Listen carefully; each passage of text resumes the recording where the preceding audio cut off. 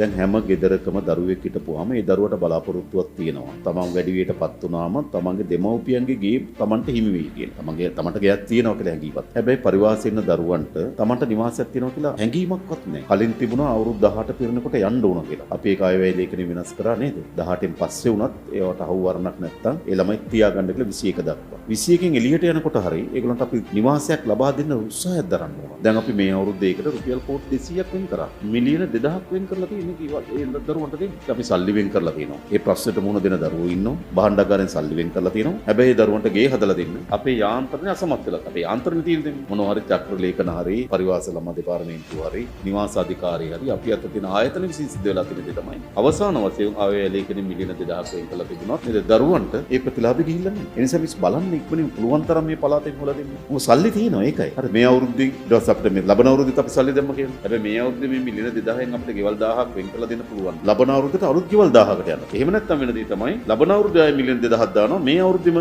හදන්න තිබුණු ගෙවල් වලට සල්ලි දානවා.